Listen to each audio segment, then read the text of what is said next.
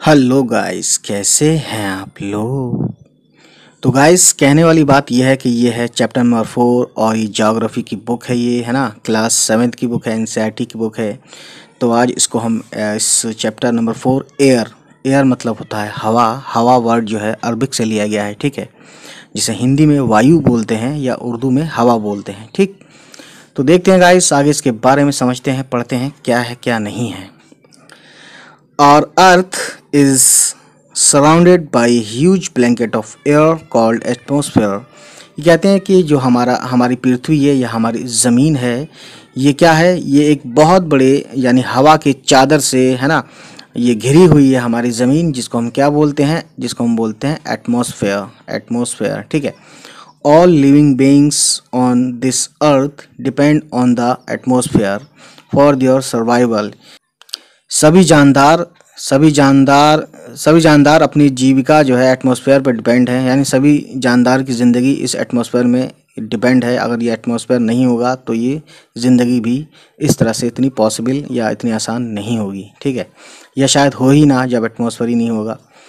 It provides us the air we breathe, यानी ये हमें सांस लेने के लिए हवा देती है, ठीक है, यानी वो हवा जो हमारे फेफड़े को चाहिए, लंग्स को चाहिए, ठीक है, जिसको हम बोलते हैं ऑक्सीजन, जिसका फॉर्मूला है O2।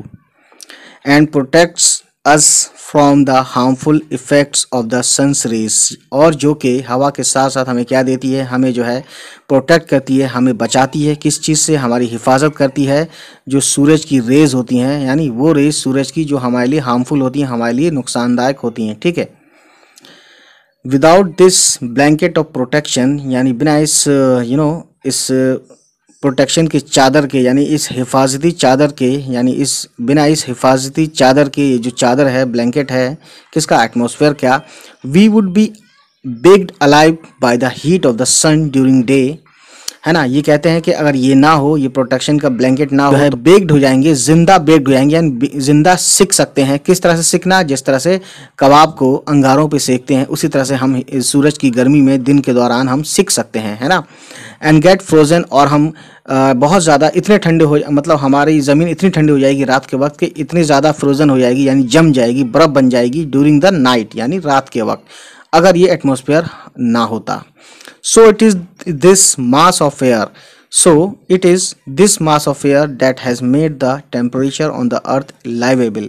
यानी कहते हैं कि इसी एयर का जो मास है, इसी मास की वजह से, इसी एयर की वजह से क्या होता है, टेम्परेचर इस लायक बनता है कि हम ज़मीन पर रह सकें, ठीक। नहीं तो कभी गर्मी बहुत ज़्यादा हो जाएगी दिन में, और ठंड इतनी ज़्यादा हो जाएगी कि हम जम सकते हैं। तो इतनी इम्पोर्टेंस है, इतनी अहमियत है किसकी? इस एटमॉस्फेयर की, जिसमें हम रहते हैं। अब देखते हैं guys, composition of the atmosphere, यानी एटमॉस्फेयर का कंपोजिशन क्या है, किस तरह से, इसे देखते हैं, समझते हैं, ठीक है।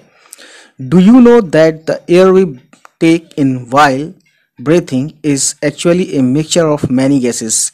ये कहते हैं कि क्या तुम जानते हो कि जो हवा हम सांस लेने के लिए लेते हैं, वो असल में क्या है? वो असल में बहुत सारी गैसेस का एक मिक्सचर है, मिश्रण है, ठीक है, या आमिज़श है। Nitrogen and oxygen are two gases, यानी नाइट्रोजन और ऑक्सीजन वो दो गैसेस हैं which make up the bulk of the atmosphere, यानी कि एटमॉस्फेयर का बहुत बड़ा हिस्सा ये बनाते हैं, बल्क बनाते हैं, ठीक है।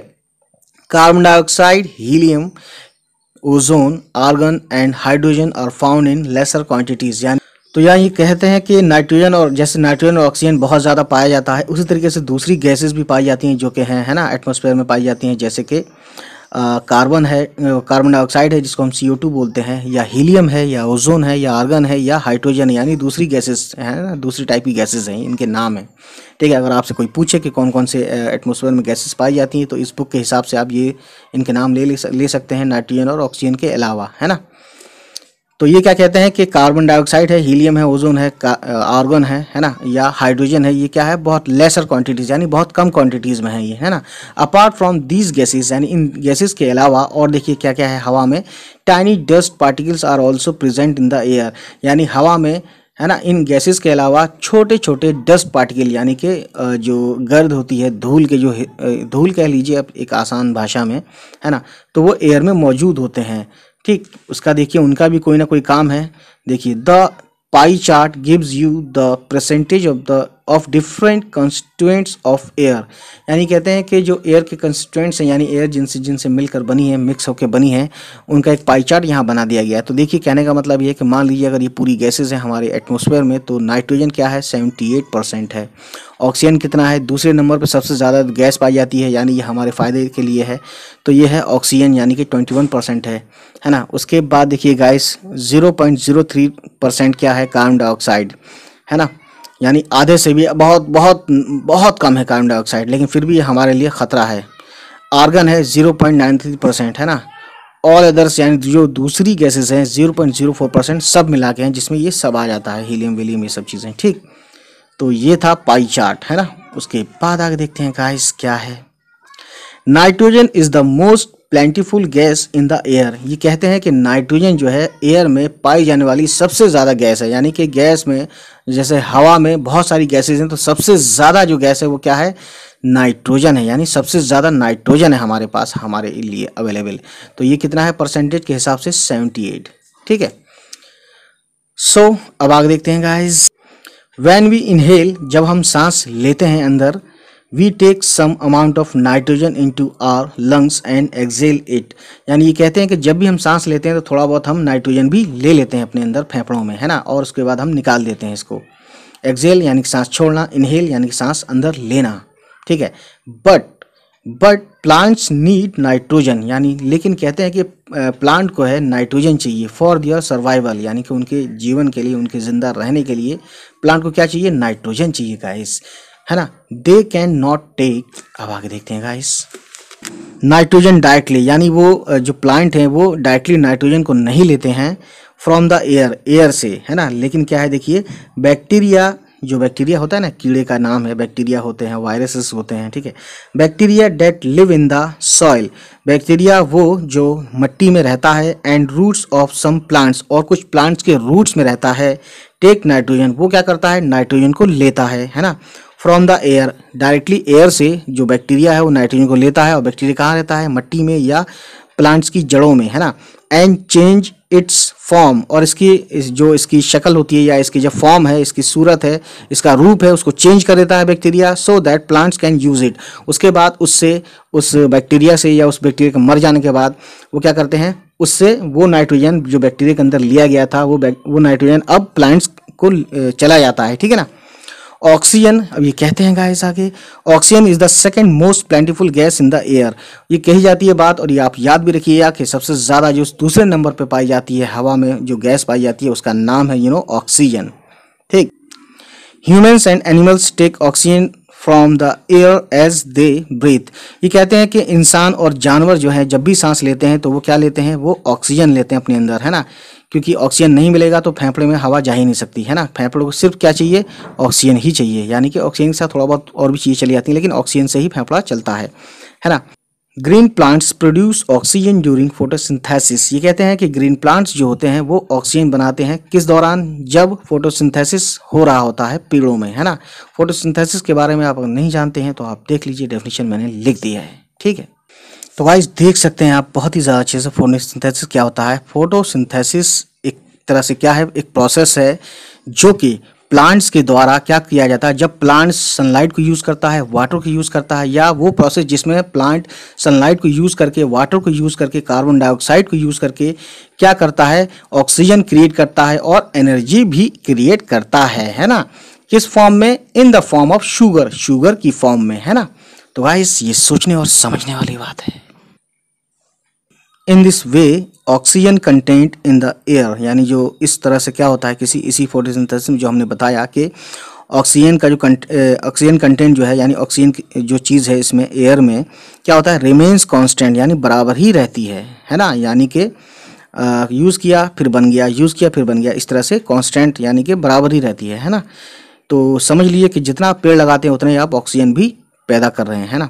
इफ़ वी कट ट्रीज, जब हम पेड़ पौधे काटते हैं, then this balance gets disturb, और अगर हम ज़्यादा से ज़्यादा या थोड़ा भी, जितना भी हम पेड़ काटेंगे उतना ही ज़्यादा हम ऑक्सीजन को बनने में हम रोक रहे हैं, ठीक है। So we can say we are enemy of environment, ठीक है। कार्बन डाइऑक्साइड जो है एक दूसरी बहुत इंपॉर्टेंट गैस है। Green plants use carbon dioxide, यानी ग्रीन प्लांट क्या करते हैं, कार्बन डाइऑक्साइड को यूज करते हैं। कब? जब वो अपना खाना खुद बनाते हैं। एंड रिलीज ऑक्सीजन, है ना। वो क्या करते हैं, देखिए कार्बन डाइऑक्साइड हमें नहीं चाहिए, लेकिन कार्बन डाइऑक्साइड किसको चाहिए, प्लांट्स को चाहिए, है ना। तो वो कार्बन डाइऑक्साइड को ले लेते हैं और ऑक्सीजन को हमारे लिए रिलीज करते हैं, छोड़ते हैं, ठीक है, किसमें, एयर में, एनवायरमेंट में, ठीक है। ह्यूमन्स और एनिमल्स, यानी कहते हैं कि इंसान या जानवर रिलीज कार्बन डाइऑक्साइड, है ना। तो प्लांट्स क्या करते हैं, रिलीज करते हैं क्या, ऑक्सीजन, लेकिन ह्यूमन और जानवर जो क्या करते हैं, ये कार्बन डाइऑक्साइड को रिलीज करते हैं, ठीक है गाइस, ठीक है ना। The amount of carbon dioxide released by humans और animals seems to be equal to the amount used by plants which make a perfect balance. ये कहते हैं कि प्लांट्स हैं और इस तरह से एक बैलेंस यानी कि बना रहता है, किसका, कार्बन डाइऑक्साइड का और ऑक्सीजन का, ठीक है। लेकिन अभी क्या है, बैलेंस तो मैं देख रहा हूँ कि मतलब ये बहुत पहले लिखी गई एक बुक, तो थोड़ा बहुत कहीं ना कहीं बिगड़ा तो होगा ही, क्योंकि आए दिन अर्बनाइजेशन हो रहा है और विलेज जो है धीरे धीरे कम हो रहे हैं या ख़त्म हो रहे हैं, है ना। और शहरीकरण होने की वजह से, यानी शहर गांव शहर में तब्दील हो रहे हैं, तो उसकी वजह से क्या हो रहा है कि पेड़ काटे जा रहे हैं, है ना। तो ये एक तरह से बैलेंस अगर इस तरह से चलता रहा, अगर इसको रोका नहीं गया या ज़्यादा से ज़्यादा पेड़ लगाए नहीं गए, तो आप समझ सकते हैं इसके अंजाम भुगतने के लिए हम सब तैयार होंगे, या ना भी होंगे तो भुगतने तो पड़ेंगे ही, ठीक है। However, जबकि the balance is upset by burning of fuels, ये कहते हैं कि बैलेंस जो है अच्छा, दूसरा इन्होंने उस वक्त, हालांकि ये हम बैलेंस खुद भी पेड़ काट के ख़राब कर रहे हैं, उसके अलावा ये बैलेंस और भी ख़राब हो जाता है। कब? जब हम फ्यूल्स यानी कि जब ईंधन हम जलाते हैं, जैसे कि सच एज कोल यानी कोयला जलाते हैं, या ऑयल हम यूज़ करते हैं। जाहिर है जब हम गाड़ी चलाएंगे तो गाड़ी चलेगी तो उसमें पेट्रोल स्मोक फेंकेगा, जब जलता है वो इंजन जलाता है, एनर्जी पैदा करता है, ठीक है। तो इस तरह से हम क्या करते हैं, हम अपसेट करते हैं, यानी इसको हम जो है ख़राब कर रहे हैं, किसको, इस बैलेंस को। They add billions of turns, यानी कि बहुत ही ज़्यादा जो है आप समझ सकते हैं कार्बन डाइऑक्साइड जो है एटमॉस्फेयर में इसकी वजह से जुड़ रहा है, ठीक है। यानी जब फ्यूल जलता है तो कार्बन डाइऑक्साइड बहुत ही ज़्यादा तादाद में हर साल जो है इसमें इनटू किसमें, एटमॉस्फेयर में आ रहा है, इसकी वजह से, चलने की वजह से, किसके, कोल और ऑयल की वजह से। एज ए रिजल्ट, इसके रिजल्ट में, इसके परिणाम में, इसके नतीजे में क्या होता है, the increased volume of carbon dioxide is affecting the earth's weather and climate.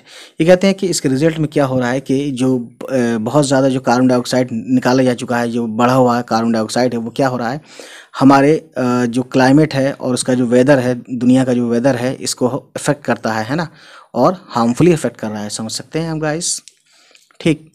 तो ये देखते हैं बॉक्स में क्या लिखा है, इधर शुरू से पहले देखते हैं इसमें।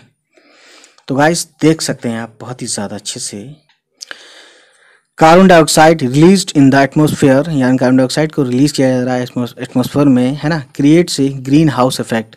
और क्या होता है कि ग्रीन हाउस इफेक्ट क्रिएट होता है by trapping the heat radiated from the earth, है ना।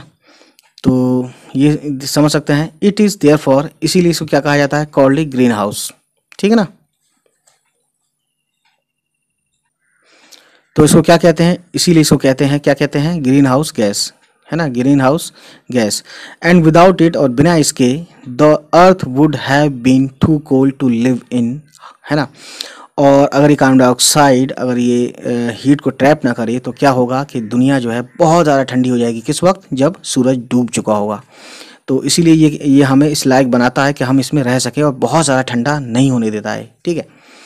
तो देखिए इसके बाद क्या होता है, जबकि when it's level in the atmosphere increases. अब ये दूसरी बात भी कहते हैं साथ ही साथ कि ये क्या करता है, कार्बन डाइऑक्साइड क्या करता है, इसके बढ़ जाने पे एटमॉस्फेयर में जब ज़्यादा हो जाएगा ये, है ना, किसकी वजह से, फैक्ट्री के स्मोक की वजह से, या कार फ्यूम्स की, कार की जो वो होती है, धुएँ निकलते हैं उसमें से, उसकी वजह से क्या होगा, कार्बन डाइऑक्साइड बढ़ जाएगा। तो क्या होगा, द हीट रिटेन्ड इंक्रीजेज, और हीट क्या होगी, ये जो गर्मी है ये बहुत ज़्यादा बढ़ जाएगी। The temperature of the earth, और इसकी वजह से क्या होगा, हीट ज़्यादा बढ़ी रहेगी और उसके बाद टेम्परेचर जो होगा अर्थ का ये बढ़ जाएगा, ठीक है ना। इसीलिए आपने सुना होगा कि बहुत ज़्यादा जो है कहीं कहीं, जैसे कुछ वीडियोस देखते हैं कहीं कहीं, तो ग्लेशियर्स जो हैं कम होते चले जा रहे हैं, है ना, आए दिन। तो ये चीज़ें हैं और ये बहुत गलत है हमारे सब के लिए। ठीक है। This is called global warming, और ये इसी को हम बोलते हैं ग्लोबल वार्मिंग, यानी कि पूरी दुनिया का जो है क्या होता है, गर्मी बढ़ जाती है। दिस राइज इन टेम्परेचर, और ये इसकी ग्लोबल वार्मिंग की वजह से जो टेम्परेचर में उछाल आता है, टेम्परेचर जो बढ़ता है, ये क्या करता है, causes the snow in coldest parts of the world to melt, और इसकी वजह से जो बहुत ज़्यादा जो ठंडे इलाकों में क्या होते हैं, स्नो होते हैं, है ना, बर्फ़ के जो बड़े बड़े टुकड़े हैं वो क्या हो रहे हैं, वो धीरे धीरे पिघल सकते हैं, ठीक है ना। एज ए रिज़ल्ट, इसके रिज़ल्ट में, इसके नतीजे में क्या होता है, द सी लेवल राइजेज, और सी का लेवल जो है, सी पानी में जो समंदर में जो पानी है उसका लेवल जो है, उसकी सतह बढ़ जाती है, यानी उसमें ऐसा लगता है पानी भर जाएगा, बहुत ज़्यादा भर जाएगा, ठीक है। कॉजिंग, जिसकी वजह से क्या होगा, causing floods in the coastal areas, और जो साहिली इलाके हैं वहाँ पे क्या आएगा, या वहाँ पे आएगा फ्लड्स आ जाएगा, ठीक है। फ्लड्स यानी कि बाढ़, पानी का बाढ़, इन द कोस्टल एरियाज, यानी कि साहिली इलाकों में या समंदर में जो आइलैंड वगैरह है वहाँ भी आ सकता है, ठीक है। देयर में बी ड्रास्टिक चेंजेस, और ये बड़ा ही भयानक चेंज होगा in the climate of a place leading to extinction of some plants and animals in the long run, और इसी तरह से ये चलता रहा तो आगे जाके ये क्या होगा कि ये होगा कि जो कुछ प्लांट्स हैं या एनिमल्स हैं, है ना, तो उनका वो ख़त्म हो सकते हैं। एक्सटिंक्ट ऑफ सम प्लांट्स, यानी कि एक्सटिंक्ट होना, यानी कि एक्सटिंक्शन, यानी कि किसी चीज़ का खात्मा होना, यानी आखिरी होना या ख़त्म होते चले जाएगा। इस तरह से प्लांट्स भी ख़त्म हो सकते हैं, जो एनिमल वहाँ रह रहे हैं या ऐसी जगहों पे रह रहे हैं, है ना, जो उनका क्लाइमेट बना हुआ है वो क्लाइमेट ख़त्म हो जाएगा, है ना, बाढ़ आ जाएगी। तो इससे समझ सकते हैं आप, इससे बहुत ज़्यादा नुकसान होगा, और ये चीज़ें हम फिर शायद जिसको हमने कभी देखा हो वो कभी आगे हम देख ना सकें, उन प्लांट्स को या उन एनिमल्स को। तो ये बहुत बड़ा एक मुद्दा है गाइस दुनिया के लिए, तो समझ सकते हैं आप, हमें थोड़ा सा अपने बिहेवियर में चेंज करना होगा, और ये काम किसका है, गवर्नमेंट का है, ठीक है, और गवर्नमेंट के साथ साथ सभी सिटीज़न का है, जो दुनिया में सभी लोग, ठीक है, हम आप सब जो भी हैं सब लोग, लेकिन इम्प्लीमेंट गवर्नमेंट कराती है, आप जानते हैं।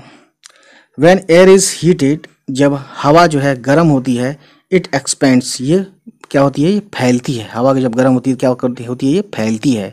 बिकम्स लाइटर, और फैलने के साथ साथ क्या होती है, ये हल्की हो जाती है। एंड गोज़ अप, और ये ऊपर उड़ती है ना। कोल्ड एयर इज़ डेंसर, और ये कहते हैं कि ठंडी जो हवा होती है वो भारी होती है। एंड हैवी, यानी कि गाढ़ी होती है, या लाइटर नहीं होती, यानी बहुत घनी होती है, और हैवी, भारी भी होती है।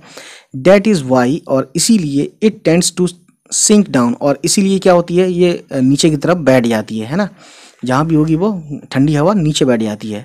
व्हेन हॉट एयर राइजेज, जब गर्म हवा, है ना, उठती है ना, cold air from surrounding area rushes there to fill in the gap, और जब गर्म हवा उड़ के ऊपर चली जाती है तो क्या होता है, जब आसपास ठंडी हवा आती है उस गैप को भरने के लिए वहाँ पे बड़ी तेज़ी से रश करती है, बहुत तेज़ी से वहाँ पे धुआंधार आने लगती है ना, समझ रहे हैं। रशेस यानी कि बहुत तेज़ी से वहाँ बढ़ती है, ठीक है, जहाँ से गर्म हवा उठकर ऊपर चली गई, ठीक। That is how air circulation takes place, और इस तरह से एयर सर्कुलेशन जो है होता है, ठीक। यह है कि स्ट्रक्चर ऑफ द एटमॉस्फेयर, यानी कि जो एटमॉस्फेयर है उसका स्ट्रक्चर के बारे में बात की जाएगी, उसमें कितने लेयर्स हैं, क्या है क्या नहीं है, ठीक है। तो देखते हैं इसमें, इसको पढ़ते हैं और समझने की कोशिश करते हैं, ठीक। Our atmosphere is divided into 5 layers starting from the Earth's surface. ये कहते हैं कि अर्थ सरफेस से लेकर के कुछ दूरी तक या कुछ किलोमीटर तक, है ना, क्या है, एटमॉस्फेयर की लेयर्स हैं, बहुत सारी, है ना, बहुत सारी नहीं, कुछ हैं, ठीक है। तो वो कौन सी हैं देखते हैं।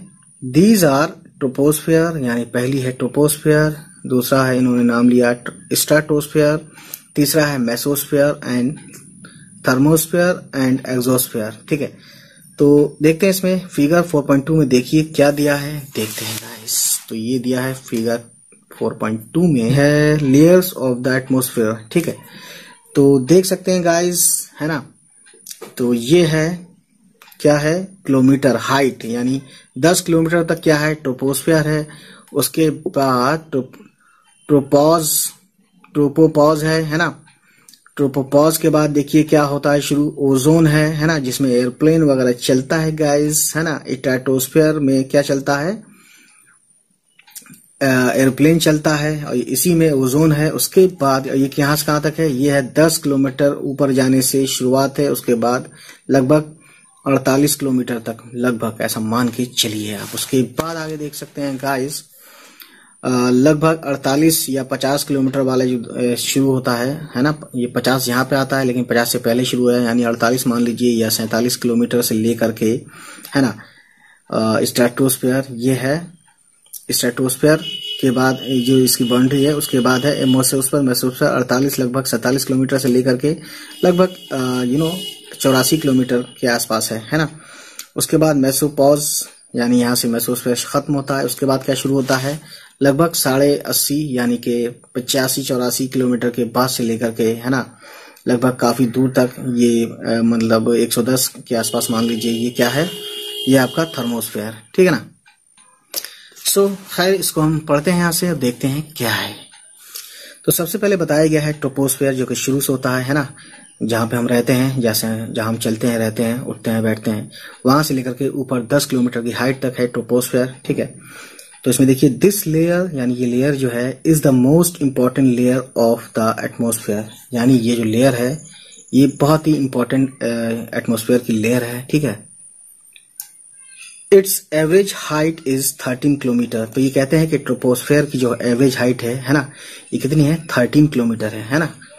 द एयर वी ब्रीथ, यानी जो हवा हम सांस में लेने में करते हैं, एग्जिस्ट्स हेयर, यानी इस लेयर में, एटमॉस्फेयर की कई लेयर है तो उस लेयर में जो ट्रोपोस्फेयर है ना, ट्रोपोस्फेयर में जो हम सांस लेते हैं वो हवा इस ट्रोपोस्फेयर में मौजूद है, ठीक है।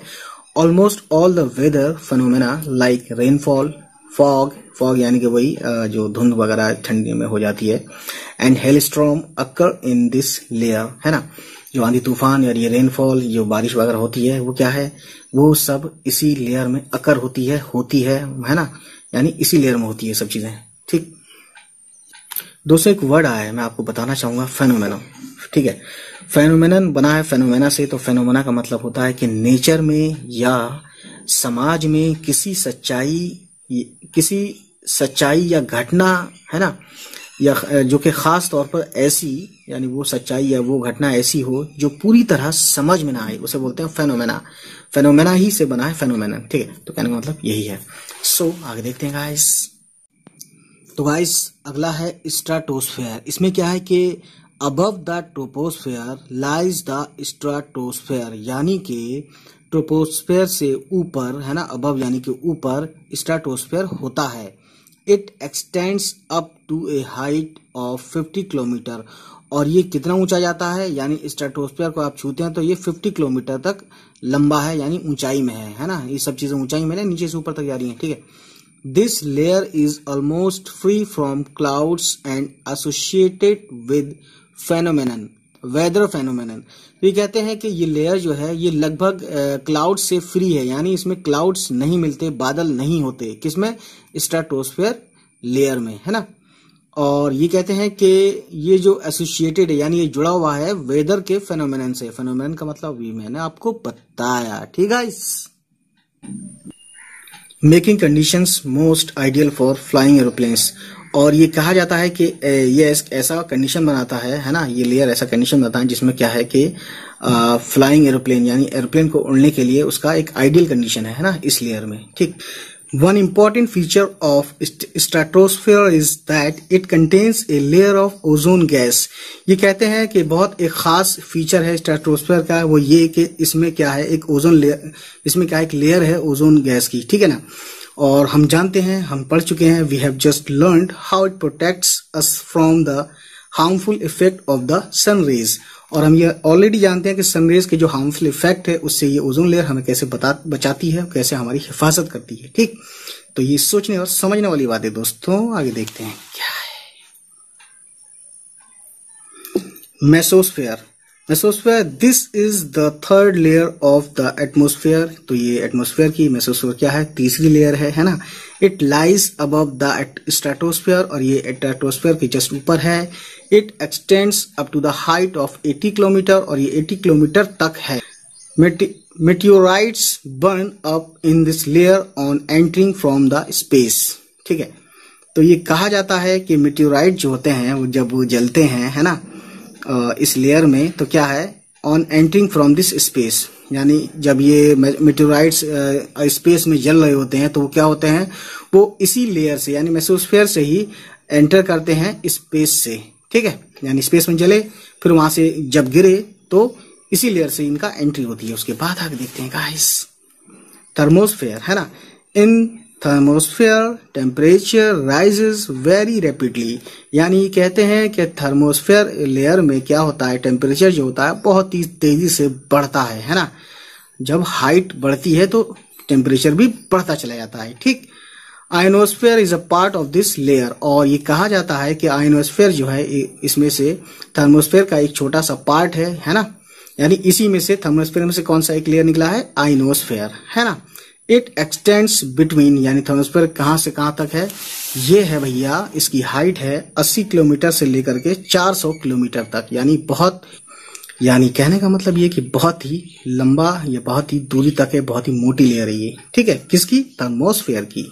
सो आगे देखते हैं guys, this layer helps in radio transmission, और ये लेयर जो है रेडियो के ट्रांसमिशन से है ना, यानी रेज वगैरह जो होती है रेडियो वाली, उस ट्रांसमिशन में उसके आने जाने में इसकी हेल्प करती है ना। इन फैक्ट, और असल में radio waves transmitted from the earth are reflected back to the earth by this layer, यानी कहा जाता है कि रेडियो वेव जो होती है, जो निकलती है अर्थ से, वो दोबारा से इस लेयर से रिफ्लेक्ट होने के बाद बैक आती है, यानी दोबारा वापस आ जाती है अर्थ पर, है ना, यानी हमारी जमीन पर, इस लेयर के मदद से या इस लेयर की वजह से, ठीक। अब देखते हैं गाइस, यह है एक्सोस्फेयर, ठीक है। The upper most layer of the atmosphere is known as exosphere, यानी कहा जाता है कि सबसे ऊपर की जो लेयर होती है एटमोस्फेयर में, उसका नाम है एक्सोस्फेयर, ठीक है। This layer has very thin air, और इस लेयर में बहुत ही मतलब पतली जो है वो है एयर है, ठीक है। लाइट गैसेस हैं, है ना। कौन कौन सी लाइट गैसेस हैं एक्सोस्फेयर में, वो है हीलियम एंड हाइड्रोजन, जो कि फ्लोट करती हैं into the space from here, ठीक है। यानी यहीं से क्या कहां जाती हैं फ्लोट करती हुई, ये स्पेस में जाती हैं। ये कौन सी, हीलियम एंड हाइड्रोजन, ठीक। तो दोस्तों पढ़ा आपने, देखा आपने, ठीक है ना। तो ये आगे बढ़ते हैं हम। वेदर एंड क्लाइमेट, यानी कि इसको हम पढ़ेंगे और इसमें समझेंगे कि वेदर क्या है और क्लाइमेट क्या है। Is it going to rain today, क्या अब बारिश होने वाली है, क्या आज बारिश होने वाली है। Will it be bright and Sunny today, क्या आज का दिन धूप वाला होगा, सनी होगा, या ब्राइट होगा और चमकीला होगा। How many times have we heard this from anxious cricket fans speculating the fate of a one day match, ये कहते हैं कि हम ये कई मर्तबा सुन चुके हैं, यानी वो क्रिकेट फैंस जो परेशान होते हैं इस बात को लेकर, और जो ये अंदाजा लगाते हैं कि आज का क्रिकेट मैच जो है वनडे का, उसकी किस्मत में वो है भी या नहीं, है ना। If you imagine our body to be a radio, अगर हम अपनी बॉडी को रेडियो समझें, and the mind its speaker, और अपने जहन को, अपने दिमाग को स्पीकर समझें। Weather is something that fiddles with its control knobs, यानी कहते हैं कि वेदर भी कुछ ऐसा ही जो है फिडल्स करता है, क्या करता है, फिक्स करता है, ट्राई टू फिक्स करता है, किसको, इसको कंट्रोल करने को, नॉब्स को कंट्रोल करने को। नॉब्स कह सकते हैं कि कोई हत्ता होता है या कोई ऐसी चीज होती है जिसे हम पकड़ के उसको कंट्रोल करते हैं, है ना, या गियर कह लीजिए, उसका नॉब्स गोल गोल होता है ना। तो ये कहते हैं कि कंट्रोल नॉब्स, है ना, यानी इसको ये फिक्स करता है, ट्राई करता है, कौन, weather. Weather is this hour to hour, यानी वेदर जो होता है घंटे टू घंटे बदल जाता है, यानी वो मौसम है जो घंटे घंटे में बदल जाता है ना। डे टू डे बदल जाता है ना, day to day condition of atmosphere, और ये डे टू डे एटमॉस्फेयर की डे टू डे कंडीशन होती है क्या, वेदर। ए हॉट और humid weather may make one irritable, और एक गर्म मौसम, यानी गर्म मौसम और बहुत जो नमी वाला, यानी कि उमस वाली जो गर्मी होती है, वो क्या कर सकती है, वो हमें इरिटेबल कर सकती है, हमें चिड़चिड़ा बना सकती है ना। ए प्लीजेंट, और एक खुशगवार, ब्रीजी यानी बहती हुई हवा वाला मौसम, में make one cheerful and even plan for an outing, और हमें जो है या किसी को भी खुश कर सकती है, और यहाँ तक कि हमें यहाँ तक आउटिंग करने पर मजबूर हो सकती है, यानी हमने घूमने जाने के लिए उतारू कर सकती है, ठीक है। यानी हम ऐसा मौसम खूबसूरत होगा तो जाहिर है हर आदमी चाहता है खूबसूरत मौसम में थोड़ा सा टहल के घूम के आए। Weather can change dramatically, weather जो है ना बहुत ही अद्भुत तरीके से बदलता है फ्रॉम डे टू डे, यानी दिन ब दिन बदलता है ना। हाउएवर, जबकि the average weather condition of a place for a longer period of time represents the climate. ये कहते हैं कि एक एवरेज जो एक औसतन का जो मौसम होता है किसी भी जगह का एक बहुत समय लंबे समय के लिए, तो वो क्या है, वो इस तरह से रिप्रेजेंट किया, वो क्लाइमेट की तरह से रिप्रेजेंट किया जाता है ना, ऑफ ए प्लेस, उस किसी जगह का या उस जगह का या किसी भी जगह का, है ना। Now do you understand why we have daily weather forecast, और क्या तुम समझते हो कि क्यों हम डेली वेदर फोरकास्ट यानी डेली हम पहले से ही वेदर का अंदाजा लगाने की कोशिश करते हैं या लगाते हैं, ठीक है। अब गाइस देखते हैं टेम्परेचर की तरफ कि अपनी बुक में ये टेम्परेचर किस तरह से क्या बताने की कोशिश की गई है, ठीक। The temperature you feel every day is the temperature of the atmosphere. ये कहते हैं कि जो टेम्परेचर आप रोज फील करते हैं, है ना, रोजाना फील करते हैं, वो टेम्परेचर होता है किसका, एटमोस्फेयर का। द डिग्री ऑफ हॉटनेस, यानी हॉटनेस की जो डिग्री होती है, डिग्री बोलते हैं किसी चीज का कम या ज्यादा होना, है ना, यानी कितनी डिग्री पे है। द डिग्री ऑफ हॉटनेस यानी किसी गर्म होने की डिग्री कितनी है, हाई है, ज्यादा है, कम है, या कोल्डनेस की डिग्री कितनी है ना। Of the air is known as temperature, यानी एक टेम्परेचर की डेफिनेशन अगर आपसे कोई पूछे तो आप कहेंगे कि the degree of hotness and coldness of the air is known as temperature, यानी हवा का जो है डिग्री यानी कितनी डिग्री पर गर्म है या कितनी डिग्री पर ठंडा है, यही क्या है, यही टेम्परेचर है, यानी इसी को हम टेम्परेचर बोलते हैं, ठीक है।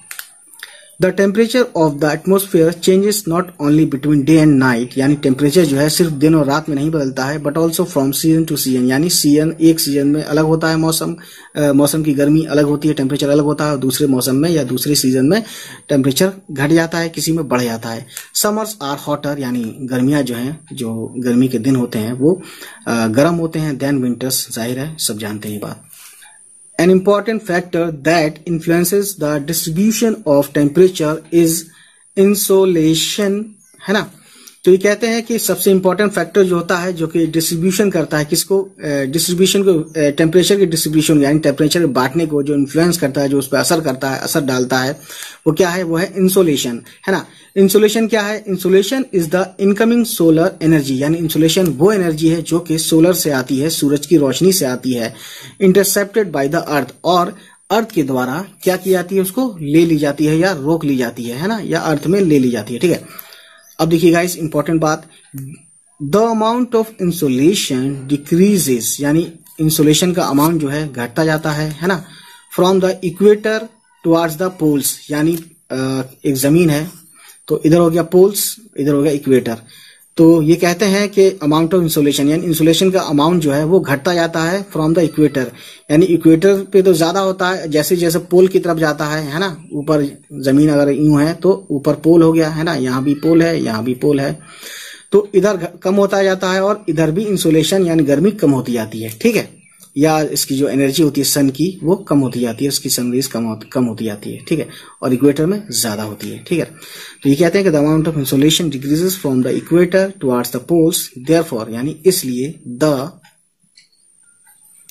टेम्परेचर डिक्रीजेस, इसलिए क्या होता है, टेम्परेचर जो है घटता चला जाता है, किस तरह से, इन द सेम मैनर, उसी तरीके से बराबर, यानी कि इक्वेटर पे ज्यादा होगा और टेम्परेचर पोल पे कम होता है।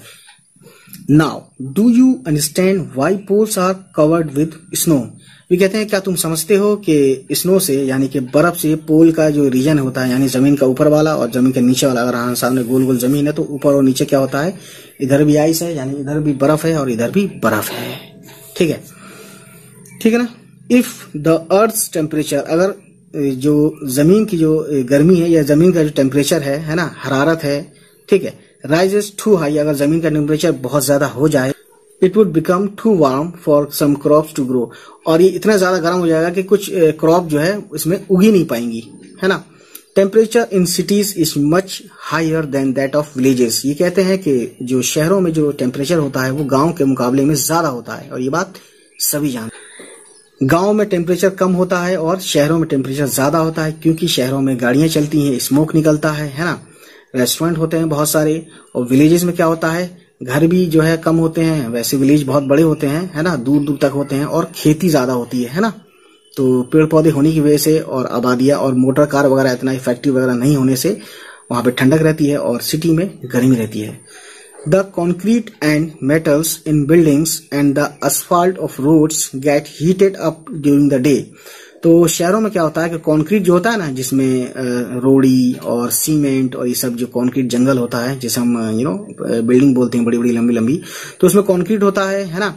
और मेटल जो होता है यानी लोहा वगैरह जो लगा होता है उसमें बिल्डिंगों में, वो क्या होता है बिल्डिंग का, उसमें क्या होता है, और asphalt जो होता है रोड पर, ये जो बिछा होता है asphalt से बनता है रोड, है ना, उससे क्या होता है दोस्तों, वो बहुत ज्यादा गर्म हो जाता है दिन के टाइम में, है ना। और this heat is release during the night. और ये हीट क्या होती है, ये धीरे धीरे पहले गर्म होता है, गर्म होने के बाद धीरे धीरे इसकी गर्मी निकलती है। तो ये गर्मी निकलते हैं टाइम हो जाता है रात में, यानी रात में गर्मी होती है। तो इसलिए दिन में तो गर्म है ही सूरज के निकलने से, और रात में इनकी वजह से गर्मी रहती है, ठीक है ना। तो ये प्रॉब्लम है, गर्म होने की वजह है इसमें, खास ये बताई गई है। Also the crowded high rise buildings of the cities trap the warm air, है ना। ये कहते हैं कि ये भी होता है कि जो हाई राइज बिल्डिंग यानी बहुत ऊंची ऊंची जो बिल्डिंग होती हैं, है ना, और बहुत ज्यादा जो हुजूम है इनका बिल्डिंगों का किसमें, सिटी में, वो क्या करता है, वो गर्म हवा को ट्रैप कर लेता है, यानी गर्म हवा को रोक लेता है ना, यानी उससे टकरा के उसी में गर्मी घुस जाती है, किसमें, बिल्डिंगों में। एंड दस, और इस तरह से raise the temperature of the cities, और इस तरह से क्या होता है, सिटीज का यानी शहरों का जो टेम्परेचर होता है बढ़ जाता है, ठीक। एयर प्रेशर, अब एयर प्रेशर की हम बात करेंगे गाइस, ठीक है ना। यू विल बी सरप्राइज्ड, आपको ताज्जुब होगा ये जानकर, to know that air above us, यानी हमारे ऊपर जो, हमारे आसपास या हमारे ऊपर जो एयर है, प्रेसेस अस, हमें दबाती है, विद ए ग्रेट फोर्स, और एक बहुत बड़ी फोर्स के साथ, ऑन आवर बॉडीज, हमारी बॉडीज को, है ना। हाउएवर, जबकि we don't even feel it, और हम इसको महसूस भी नहीं करते। दिस इज बिकॉज, ये ऐसा यूं होता है, ऐसा इसलिए, the air presses us from all directions, यानी हवा जो है हमें चारों तरफ से दबाती है, हमारी बॉडी को दबाती है। And our body exerts a counter pressure, और हमारी बॉडी भी क्या करती है, वो भी उसको धकेलती है, यानी वो भी एक तरह से हमें दबाती है, यानी बाहर की तरफ दबाती है, ठीक है ना। तो एक काउंटर प्रेशर हो जाता है, इसलिए हमें पता ही नहीं चलता है, ठीक है ना। ये एक समझने वाली बात है guys.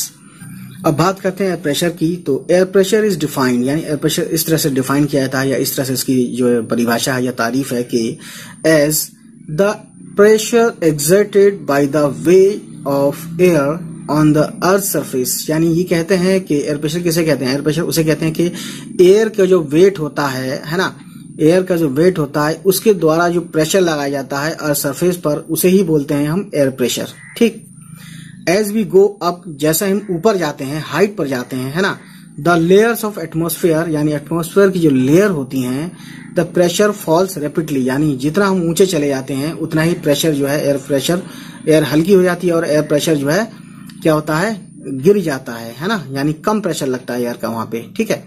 The air pressure is highest at sea level, यानी कि जो सी लेवल है, यानी कि जहां पे समंदर है उसका जो पानी है उसके ऊपर जो है सबसे ज्यादा एयर प्रेशर होता है, ठीक है ना।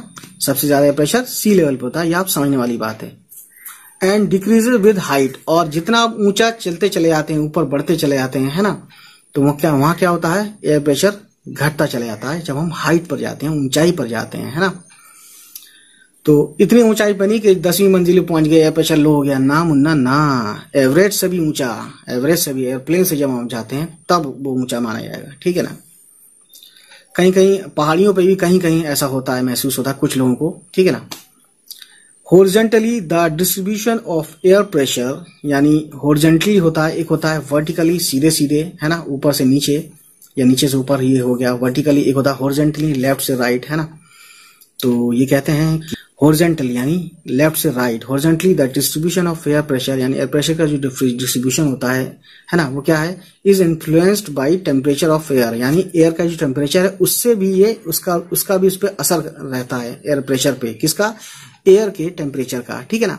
एट ए गिवन प्लेस, यानी किसी भी खास जगह पर, ठीक है। In areas where temperature is high the air gets heated and rises, ये कहते हैं कि जिन इलाकों में टेम्परेचर ज्यादा होता है तो हवा जो है वो क्या हो जाती है, गर्म हो जाती है और ऊपर उठते चली जाती है, यानी ऊपर चली जाती है, ऊपर उड़ जाती है, ठीक है ना, उड़ जाती है कह सकते हैं हम। This creates a low pressure area, और इस तरह से जब एयर वहां से चली जाएगी तो क्या होता है, वहां पे बन जाता है लो प्रेशर एरिया बन जाता है, ठीक है ना। Low pressure is associated with cloudy skies and wet weather. और लो प्रेशर एरिया क्या होता है, ये जो क्लाउडी स्काई होते हैं यानी आसमान में जो बादल होते हैं उनसे ये जुड़ा हुआ है, और वेदर वहां पे वेट यानी कि नमी हो जाती है वहां पे, है ना, ठीक है, इनसे जुड़ा हुआ है, ठीक है ना, लो प्रेशर, ठीक। इन एरियाज हैविंग लोअर टेम्परेचर, और जिन इलाकों में टेम्परेचर कम होता है, द एयर इज कोल्ड, और हवा जो है वहां की ठंडी हो जाती है ना, इट या ठंडी होती है, it is therefore heavy, और इस तरह से वो हवा जो है भारी हो जाती है, हैवी एयर सिंक्स, और भारी हवा जो है वो बैठ जाती है नीचे, यानी उड़ती नहीं है, वो नीचे बैठ जाती है, and creates a high pressure area, और वहां पे क्या बन जाता है, वहां पे बन जाता है हाई प्रेशर एरिया, है ना, वहां पे प्रेशर हाई हो जाता है एयर का। High pressure is associated with clear and sunny skies. ये कहते हैं कि हाई प्रेशर जो होता है वो किससे जुड़ा है, वो क्लियर होता है वहां का आसमान, और स्काईज जो है काफी सनी होता है, यानी कि चमकता हुआ सूरज निकलता है, क्योंकि वहां पे प्रेशर जो है हाई है, ठीक है। तो ये सोचने और समझने वाली बात है guys. The air always moves from high pressure areas to low pressure areas. ये कहते हैं कि हवा जो है हमेशा हाई प्रेशर एरिया से लो प्रेशर एरियाज में जाती है, ठीक है ना, ये एक समझने वाली बात है गाइस। विंड यानी कि तूफान, ठीक है ना, तो उसको देखते हैं और समझते हैं हम। वैसे विंड का मतलब आप समझ लीजिए कि तेज हवा जो होती है ना, तो ये कहते हैं कि the movement of air from high pressure area to low pressure areas is called wind. यानी कि जब एयर का मूवमेंट, यानी एयर का जब एक जगह से दूसरी जगह जाना होता है, कौन सी जगह से, यानी उस जगह से जहां हाई प्रेशर होता है एयर का, है ना, हाई प्रेशर एरिया से जब लो प्रेशर एरिया की तरफ जाती है हवा, या मूवमेंट जब होता है हवा का, तो उसको हम बोलते हैं विंड, ठीक है। You can see wind at work as it blows dry leaves down the pavement or uproots trees during a storm, ठीक है। ये कहते हैं कि आप विंड का काम ऐसे दे सकते हैं कि ये क्या करती है, ड्राई यानी सूखे पत्तों को उड़ा देती है ना, डाउन द पेमेंट यानी कि सूखे पत्तों को उड़ाकर नीचे पेमेंट यानी जो पैदल चलने वाले रास्ते हैं वहां ये बिछा देती है, और अप्रूट्स ट्रीज, और ट्रीज को क्या करती है, ये अप्रूट्स कर देती है यानी कि वहां से हटा देती है, ठीक है, ड्यूरिंग ए स्टॉर्म, और कब, ये आंधी के दौरान, है ना।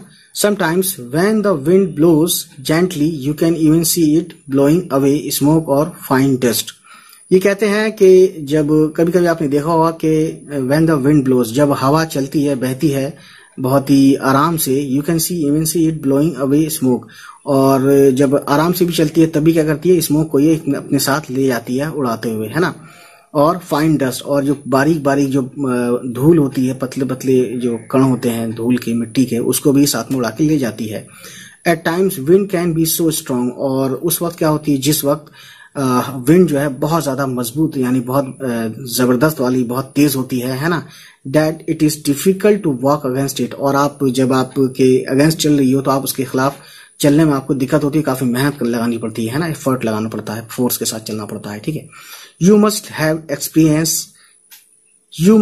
Experienced it is not easy to hold an umbrella on a windy day. जो आप देख रहे हैं कि जब आप देखते हैं कि जब कोई विंडी डे यानी कि हवा चल रही होती है किसी दूर से बहुत तेज, तो उस वक्त अम्ब्रेला को संभाल कर रखना भी बहुत इजी नहीं होता, है ना। Think of some other examples, और आप दूसरी एग्जाम्पल्स सोचिए, समझिए। When strong winds have created, जब स्ट्रॉन्ग विंड्स जो है क्रिएट हो जाती है, क्रिएट की जाती है, ठीक है ना। प्रॉब्लम फॉर यू, और इससे क्या होता है कि ये हमारे तुम्हारे लिए प्रॉब्लम्स पैदा कर देती है ना। Winds can be broadly divided into 3 types, और जो हवा, तो तीन तरह की किस्में बताई गई, 3 तरह के प्रकार बताई गई हैं विंड की। पहला है परमानेंट विंड, और दूसरा है सीजनल विंड्स, तीसरा है लोकल विंड्स। तो देखते हैं सबसे पहले permanent winds. The trade winds, जो ट्रेड विंड्स होती है, वेस्टर्लीज होती है या ईस्टर्लीज होती है, आर द परमानेंट विंड्स, है ना। तो ये आप देख सकते हैं, इसको आपको मालूम होना चाहिए परमानेंट विंड्स के कौन कौन से आते हैं इसमें। The trade winds, the westerlies and easterlies are the permanent winds, ये परमानेंट विंड्स के नाम है ना। दीज ब्लो कॉन्स्टेंटली, और ये constantly throughout the year in a particular direction, और ये खास डायरेक्शन में, यानी कि किसी नॉर्थ साउथ से या साउथ नॉर्थ से, जिस भी डायरेक्शन में है, तो ये उसी डायरेक्शन में हमेशा चलती रहती है, लगातार चलती रहती है, पूरे साल चलती रहती है, हर साल चलती रहती है। तो इसको बोलते हैं परमानेंट विंड्स, इसीलिए इनका नाम है परमानेंट यानी पक्का। अब देखते हैं गाइस, दूसरा है seasonal winds. These winds change their direction in different seasons. यानी सीजनल विंड्स क्या होती हैं, ये मौसम के साथ अपना रुख बदल देती हैं, यानी अपना डायरेक्शन बदल देती हैं, है ना। इस मौसम में कुछ और डायरेक्शन चलती हैं और दूसरे मौसम में कुछ और इनका डायरेक्शन बहने का हो जाता है, इसीलिए इनका नाम है सीजनल, है ना। For example monsoon in India. तो मानसून एक डायरेक्शन, एक विंड का नाम है। तो मानसून जब आता है तो आप समझ सकते हैं इस वक्त मानसून आने वाला ही है, कहीं कहीं आ चुका है, ठीक है। तो ये है एक सीजनल विंड का नाम, जिसका नाम है मानसून। ठीक, आप देखते हैं गाइस, वैसे मानसून को लोग समझते हैं बारिश, अरे मेरे भाई ये हवा का नाम है। उसके बाद देखते हैं दोस्तों नंबर 3 लोकल विंड्स, है ना। लोकल विंड्स क्या है, दीज ब्लो, ये बहती हैं only during a particular period of the day और year in a small area. और ये कुछ खास कुछ कम जगहों पे ये चलती हैं और ये किसी दिन के किसी खास हिस्से में चलती हैं, यानी किसी खास टाइम पे दिन में चलती हैं, या किसी जगह पे किसी साल बहुत कम चलती हैं, यानी छोटे एरिया में चलती हैं, ठीक है ना। For example land and sea breeze. Land यानी कि लैंड विंड्स और सी ब्रीज, ये इनका नाम है लोकल विंड्स में। तो ये सी ब्रीज कहाँ होती हैं, ये होती हैं भैया जहाँ कोस्टल एरियाज होते हैं, साहिली इलाके होते हैं, जहाँ समंदर होता है ना, तो ये चलता है। डू यू रिकॉल, क्या आपको याद है, the hot and dry local wind of northern plains of India. क्या आपको नॉर्दर्न प्लेन्स ऑफ इंडिया का ड्राई और हॉट और ड्राई लोकल विंड्स आपको याद है, इट इज कॉल्ड लू, जिसको हम बोलते हैं लू। और ये कब चलती है, ये सिर्फ गर्मियों में चलती है लू, है ना, और ये समर में चलती है, ठीक है। तो बॉक्स में देख लेते हैं गाइस बहुत ज्यादा अच्छे से, the standard unit of measuring temperature, यानी टेम्परेचर मेजर करने का स्टैंडर्ड यूनिट क्या है, इस डिग्री सेल्सियस। डिग्री सेल्सियस क्या है, यानी डिग्री सेल्सियस, सिर्फ सेल्सियस नहीं मेरे दोस्त मेरे भाई, डिग्री सेल्सियस, है ना। और इसको कैसे लिखते हैं, पहले डॉट गोल गोल सा बनाते हैं, उसके बाद सी लिख देते हैं, इसका मतलब है डिग्री सेल्सियस। तो स्टैंडर्ड यूनिट है टेम्परेचर नापने का, degree Celsius. It was invented by Anders Celsius, और एंडर्स सेल्सियस ने इसको इन्वेंट किया था, इसको फर्स्ट टाइम इंट्रोड्यूस किया था दुनिया में। ऑन द सेल्सियस स्केल पर क्या होता है, the water freezes at 0 degree Celsius, यानी जब भी 0 डिग्री सेल्सियस जहां पे भी या कहां भी जहां भी हो जाए, समझ लो वहां पे अब पानी जो है बर्फ बनना शुरू कर देगा। And boils at 100 degree Celsius, तो पानी जो है 100 डिग्री सेल्सियस जब हो जाता है कहीं पे भी, जहीं पे भी, जहां पे भी, कहां पे भी समझ लो, तो वहां पे पानी उबलना शुरू हो जाएगा, एवोपरेट्स होना शुरू हो जाएगा। सो दोस्तों अब देखते हैं दूसरा box. On the moon there is no air, यानी मून पर कोई भी हवा नहीं है, हवा है ही नहीं। And hence no air pressure, वहां पे इसीलिए एयर प्रेशर भी नहीं है। Astronauts have to wear special protective space suits, और एस्ट्रोनॉट जो होते हैं, है ना, स्पेस क्राफ्ट से जब बाहर आते हैं तो उनके पास एक खास किस्म का एक प्रोटेक्टिव स्पेस सूट्स होता है ना, जो कि फिल्ड होता है किससे, हवा से, when they go to the moon, जब वो मून में या स्पेस में कहीं जाते हैं। If they did not wear this space suits, अगर वो ये कपड़े नहीं पहनते, है ना, नहीं पहनते, तो क्या होता है, the counter pressure exerted by the body, जो बॉडी का जो प्रेशर है वो जो काउंटर प्रेशर है, यानी जो बॉडी का भी अपना प्रेशर होता है बाहर के प्रेशर को प्रेस करने के लिए, ऑफ द एस्ट्रोनॉट्स का क्या होगा, would make the blood vessels burst, यानी जो खून की नसें हैं वो फट जाएंगी। द एस्ट्रोनॉट्स वुड ब्लीड, और एस्ट्रोनॉट्स को बैठे बिठाए खून बहने लगेगा बॉडी से। सो दोस्तों आप समझ सकते हैं। उसका बाद अगला बॉक्स देखिए, wind is named after the direction from, यानी कि विंड का नाम कब दिया गया, जब ये डायरेक्शन, इसने जब एक खास डायरेक्शन में बहना शुरू किया तो इसको हम बोलते हैं विंड, ठीक है ना, ठीक है ना। The wind blowing from the west is called westerly, यानी जो पश्चिम की तरफ से विंड आ रही होती है, बहती हुई आ रही होती है, उसको हम बोलते हैं वेस्टर्ली, और जो ईस्ट से बहती है उसे हम बोलते हैं ईस्टर्ली। तो ये बहुत ही आसान नाम है गाइस। तो दोस्तों इसमें एक समझने और कहने वाली बात यह है कि देखिए इसमें क्या है, 90 डिग्री, ये पूरा इन्होंने बनाया हुआ है ग्लोब टाइप का, ठीक है। ये पोलर ईस्टर्लीज है, यानी पोलर के जो ईस्ट में जो चलती है हवा वहां से बहती हुई आ रही है ना। हाई प्रेशर यहाँ होता है, ठीक है ना, क्योंकि ये समझ सकते हैं पोलर एरियाज हैं, है ना, और हाई प्रेशर इधर भी होता है, ये है। तो सब polar low pressure prevailing westerlies, है ना, ये इधर से जाती हैं, यानी वेस्टर्लीज को ये काउंटर अटैक कर रही है ना। सब ट्रॉपिकल हाई प्रेशर, है ना, हॉर्स लैटिट्यूड, और ये क्या है, ये north east trade winds. North east trade wind क्या होती है, ये नॉर्थ ईस्ट से इधर की तरफ बहती है ना। तो बहरहाल जो जिनका जहां से बह रही है उसी तरह से उनकी डायरेक्शन के हिसाब से उनका नाम दे दिया गया है। तो गाइस आपके सामने है, ये देख लीजिए, पढ़ लीजिए, समझ लीजिए, कोई इसमें प्रॉब्लम नहीं है। ठीक है, आगे बढ़ते हैं। तो दोस्तों अब बात करते हैं मॉइस्चर की। When water evaporates from land and different water bodies, जब पानी जो है भाप बनकर यानी कि भाप बनना शुरू होता है लैंड से यानी जमीन पर या वाटर बॉडी से, है ना, इट बिकम्स वाटर वेपर। और इसके बाद भाप बनने के बाद क्या होता है, ये वाटर वेपर्स में तब्दील हो जाता है। ठीक है ना, है ना, एवापोरेट्स यानी कि जब उबलना शुरू होता है या खौलना शुरू होता है। ठीक है ना। मॉइस्चर, जो मॉइस्चर यानी नमी है, moisture in the air at any time, यानी मॉइस्चर जो है वो एयर में हमेशा है, हर वक्त है, is known as the humidity. और इसी को हम, इसी मॉइस्चर, इसी नमी को हम क्या बोलते हैं, humidity. When the air is full of water vapor, जब एयर में वाटर वेपर भरा होता है, we call it a humid day, यानी कि उस हम humid day यानी कि नमी वाला दिन बोलते हैं।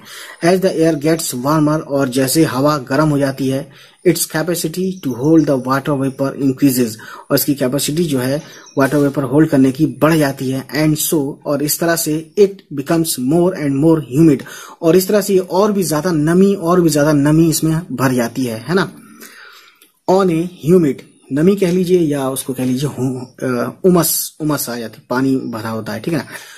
ऑन ए ह्यूमिड डे, एक उमस भरे दिन में, clothes take longer to dry and sweat from our body does not evaporate easily. ये कहते हैं कि जिस दिन नमी होती है या जिस दिन उमस भरी दिनों में क्या होता है कि कपड़े जो हैं बहुत ज्यादा टाइम लगाते हैं सूखने के लिए, और जो पसीना होता है हमारी बॉडी से वो इतनी जल्दी एवोपरेट आसानी से नहीं होता।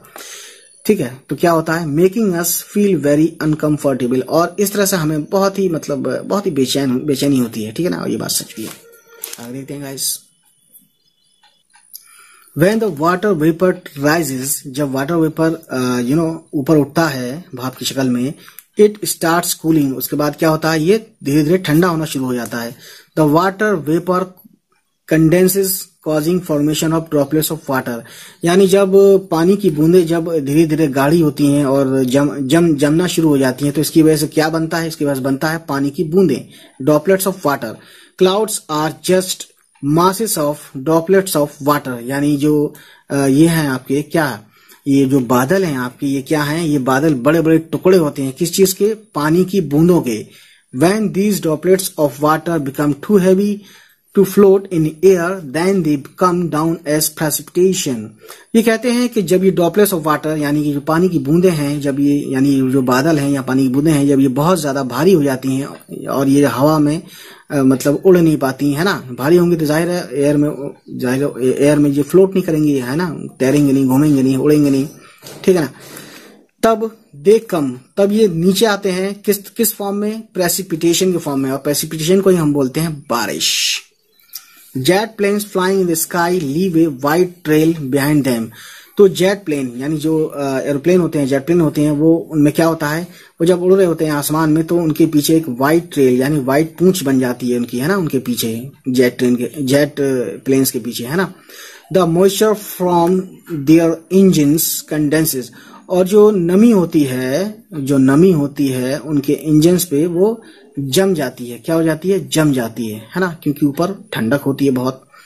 We see trails of this condensed moisture for some time when there is no air movement to disturb it।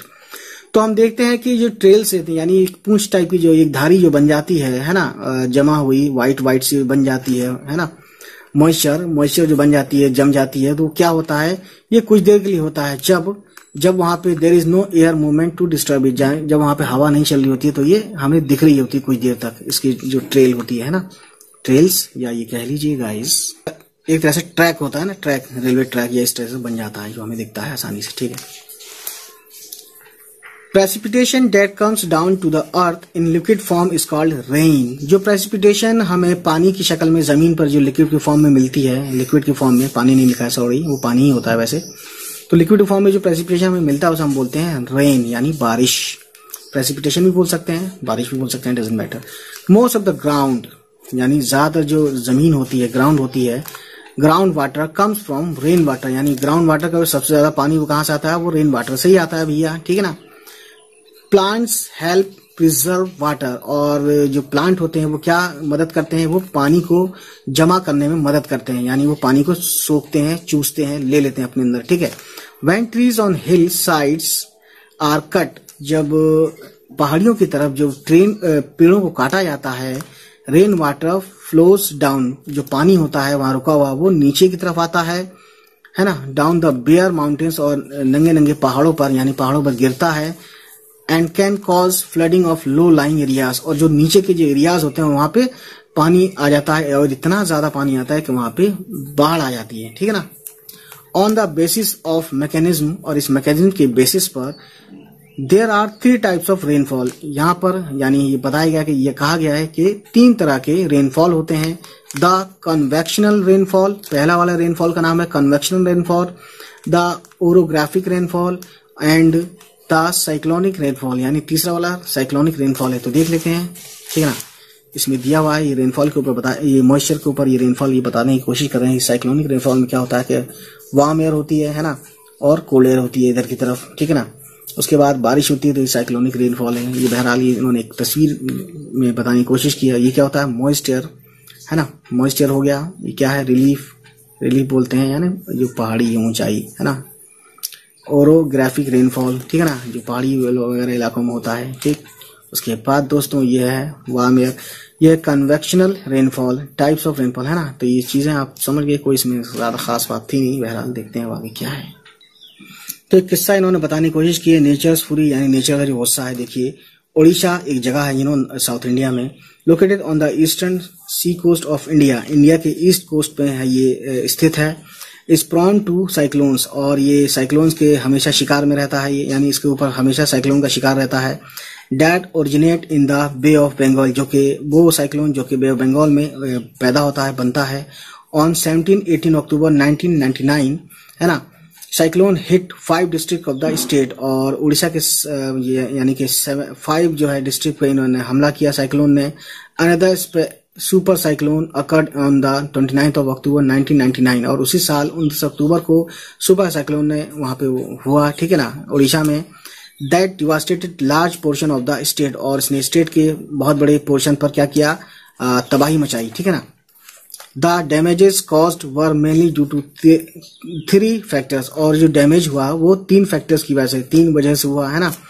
वो है विंड वेलोसिटी, यानी विंड की वेलोसिटी, रफ्तार, रेन यानी बारिश, एंड टाइडल सर्ज, यानी टाइड आ गया उसमें, उसके टाइड बढ़ गया, उसकी वजह से हुआ, ठीक है ना। The winds of up to 260 kilometre, यानी विंड की जो रफ्तार थी वो 260 किलोमीटर पर आवर थी, है ना। टेस्टेड फॉर ओवर 36 आवर्स, और जो कि चली 36 घंटे तक, है ना।